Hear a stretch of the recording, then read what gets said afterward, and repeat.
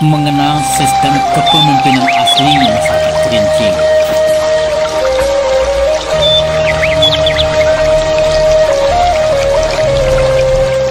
Assalamualaikum warahmatullahi wabarakatuh. Saudara, walaupun banyak penulis menggunakan istilah kepemimpinan tradisional leadership, dalam konteks ini kita tidak akan menggunakan kata tradisional karena kata ini telah menumbuhkan kesan makna sesuatu yang terkait dengan masa lalu yang terkebelakang, tertinggal, jauh dari kemajuan, kuno dan seterusnya, yang dipertentangkan dengan kata modern yang dengan penuh kesengajaan dikesankan sebagai sesuatu yang maju, baru, lebih baik, dan seterusnya. Walaupun kesan makna ini sangat keliru adanya. Oleh karena itu, kita memilih kata asli, kepemimpinan asli masyarakat Kerinci.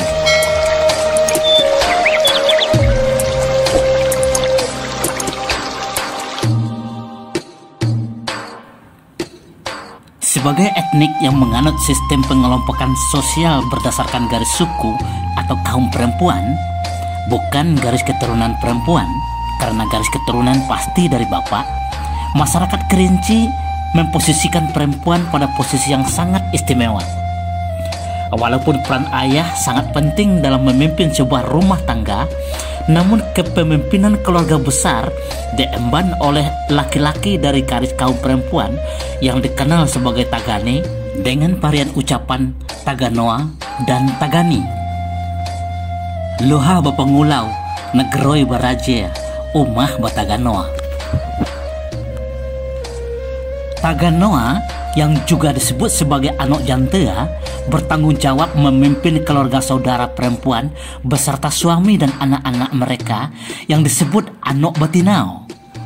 Perlu dipahami bahwa kata Batinao yang di dalam bahasa Indonesia dipadankan dengan betina, dalam istilah ini bukan merujuk ke jenis kelamin atau gender.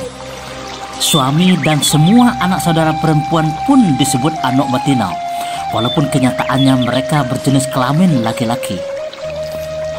Loha adalah sebuah kelompok sosial yang terdiri dari keturunan beberapa nenek moyang perempuan yang disebut perut. Gabungan dari Loha akan membentuk sebuah dusun. Dusun Pondok Tinggi umpamanya terbentuk dari 4 Loha: Loho Rio Mandarea, Loho Rio Patai, Loho Rio Sengahau, dan Loho Rio Tenggao yang keseluruhannya terdiri dari 11 perut. Nagroi adalah sistem kelompok masyarakat yang terdiri dari beberapa dusun yang dipimpin oleh seorang raja, walaupun pada kenyataannya di Kerinci tidak ditemukan raja. Sedangkan umah, padanan dari kata rumah dalam bahasa Indonesia, adalah satuan masyarakat yang anggotanya terdiri dari saudara seibu, sesaudara ibu, senenek, senunyan perempuan, ibu dari nenek, senanggut perempuan, ibu dari nunyan, dan seterusnya sampai 4 atau 5 generasi ke atas. Jadi istilah umah bukan merujuk pada satu rumah tangga saja. Untuk mengefektifkan pelaksanaannya dalam kehidupan masyarakat sehari-hari, sistem kepemimpinan asli masyarakat Kerinci diorganisir atas 3 tingkatan atau level yang berjenjang naik dan bertangga turun, yang dikenal sebagai Sko Tigotakah, Sko Taganoa atau Anok Jantea, Sko Ninek Mama, dan Sko Depatai. 3 tingkatan sistem kepemimpinan asli masyarakat Kerinci ini disimbolkan pada atap Masjid Agung Pondok Tinggi yang bertingkat 3. Sko Taganoa atau Anok Jantea adalah kepemimpinan terendah dalam masyarakat Kerinci yang cakupan kepemimpinannya adalah keluarga sekaum perempuan yang disebut Anok Batinao, yang biasanya terdiri dari keluarga besar satu nenek atau nunyan, ibu dari nenek, 4-5 generasi ke atas. Taganoa atau Anok Jantea adalah semua laki-laki dari garis kaum perempuan, mulai dari seibu, sesaudara perempuan ibu, senenek, seibu nenek yang disebut senunyan atau perempuan, semoyang perempuan, senanggut perempuan, dan seterusnya ke atas tanpa memperhatikan posisi atau jabatan adat, sko yang diemban, jabatan negara yang diamanahkan, dan jabatan lainnya yang melengket pada dirinya. Ringkasnya, semua laki-laki dari garis kaum perempuan adalah Taganoa yang bertanggung jawab memimpin kaum tersebut. Tanggung jawab utama Taganoa adalah melepeh pagoi, memasak peta. Artinya, mereka bertanggung jawab terhadap kehidupan dan keselamatan anak batino mereka sepanjang hari. Dalam berbagai hal, kabar baik, kabar buruk, Taganoa selalu menjadi orang yang berada di baris terdepan. Duleu daton, kalia lahai. Datang duluan, kembali belakangan. Taganoa dan anak betina diibaratkan seperti aur dengan tebing. Aur berharap tebing tempat bertahan hidup dan tumbuh subur, sementara tebing berharap aur tempat bertumpu dan berlindung dari bahaya longsor. Sanda menyanda, si boy menyiboi kaduonyo, sahino semalau. Taganoa adalah tempat anak betina mengadu, berunding dalam berbagai persoalan. Baye abatidea. Taganoa adalah orang yang menyelesaikan semua kisruh, silang sengketa, konflik dalam keluarga besar kaum. Kok kerau nggak menjernih, kok kusau nggak menyelesai. Yang menjernihkan yang keruh dan yang menyelesaikan yang kusut. Untuk mengefektifkan pelaksanaan kepemimpinan tersebut, salah seorang dari saudara laki-laki yang disebut Anak Jantea atau Taganoa, biasanya saudara laki-laki tertua atau yang memiliki kepribadian dan kepemimpinan yang mapan, diangkat sebagai orang yang didahulukan selangkah, ditinggikan seranting, yang disebut sebagai Tuan Riau, diucap sebagai Tuo Riau.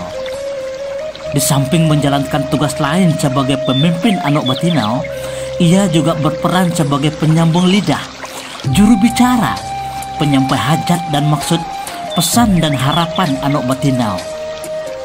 Untuk membedakan laki-laki dari garis kaum perempuan, ibu, dari garis kaum laki-laki, bapak, masyarakat Kerinci menggunakan panggilan atau sapaan berbeda. Untuk laki-laki dari garis kaum perempuan, secara umum disapa atau dipanggil mamo atau mama. Secara khusus, setiap mamo memiliki panggilan berbeda sesuai dengan urutan kelahiran atau karakteristik fisik yang didahului dengan sapaan kehormatan, tuan, yang diucap dan terdengar sebagai tuo. Jika seorang mamo adalah anak laki-laki tertua, maka disapa dengan tuan tuo, diucap sebagai tuo ruo. Jika beliau adalah anak urutan kedua, maka dipanggil dengan tuan ngoh, diucap dengan tuo ngoh. Dan jika beliau adalah anak bungsu, maka dipanggil atau disapa dengan tuan sou, diucap dengan tuon sou. Selain dari urutan kelahiran, mamo atau Taganoa juga disapa sesuai dengan karakteristik fisik beliau. Jika warna kulitnya cerah, putih, maka disapa dengan tuan uteh, tuo uteh. Jika ukuran tubuhnya rendah atau pendek, maka dipanggil tuan pando, tuondo. Jika tubuhnya besar, tinggi dan lembut, maka disapa tuan bud atau tuombut.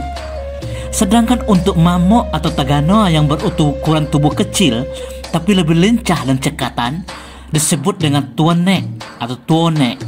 Mamo atau Taganoa tidak pernah disapa atau dipanggil dengan kondisi fisik yang tidak baik atau cacat tubuh. Untuk laki-laki dari garis kaum bapak, semuanya dipanggil atau disapa ayoh, tanpa embel-embel urutan kelahiran dan karakteristik fisik. Kepemimpinan tingkat kedua adalah sko nenek mama. Yang dimaksudkan dengan nenek mama adalah pemimpin asli masyarakat Kerinci yang cakupan kepemimpinannya lebih luas dengan kewenangan yang lebih besar daripada anak Jantea atau Taganoa. Nenek mama adalah seorang mama yang juga seorang Taganoa atau anak Jantea yang dihormati dan dimuliakan karena perannya memimpin sebuah kelompok masyarakat yang lebih besar. Dia memimpin sebuah kaum yang anggotanya terdiri dari anak betina dalam satu perut, satu keturunan dari garis perempuan, 5-7 generasi ke atas. Tanggung jawab utama nenek mama adalah mengatur dan menyusun, menata dan mengarahkan kehidupan masyarakat dalam satu perut yang disebut mengajun mengarah.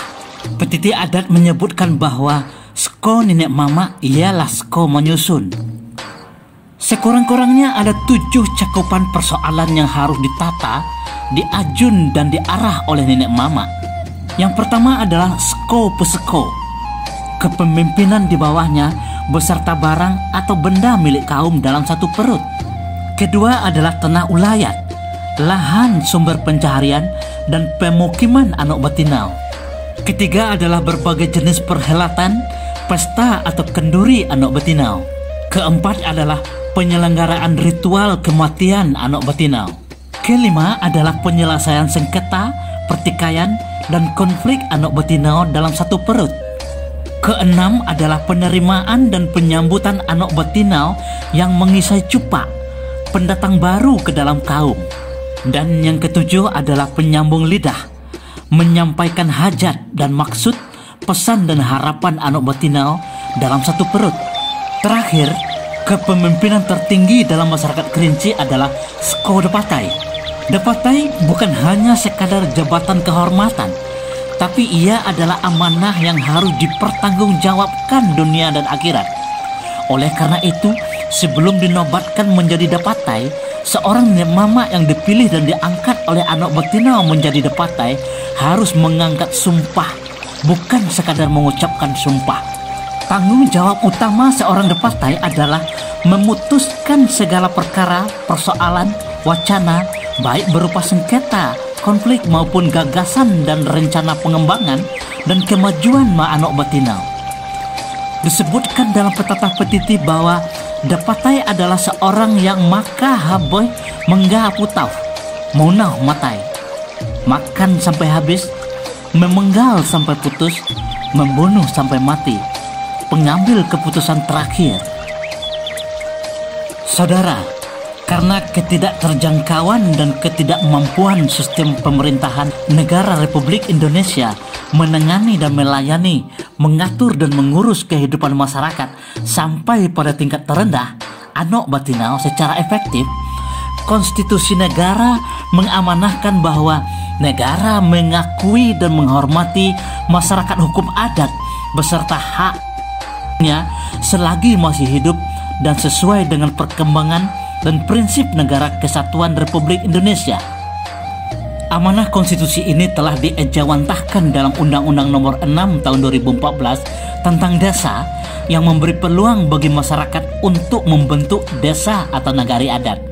Bahkan rancangan Undang-Undang KUHP yang sedang dibahas oleh DPR RI saat ini memuat pasal yang mengatur bahwa ketentuan pidana tidak akan mengurangi hukum yang hidup dalam masyarakat, yang menentukan bahwa seseorang patut dipidana walaupun perbuatan tersebut tidak diatur di dalam KUHP sesuai dengan nilai-nilai yang terkandung dalam Pancasila dan Undang-Undang Dasar 1945, hak asasi manusia dan asas hukum umum yang diakui masyarakat beradab. Semoga masyarakat adat tetap menjadi tuan rumah di negerinya sendiri.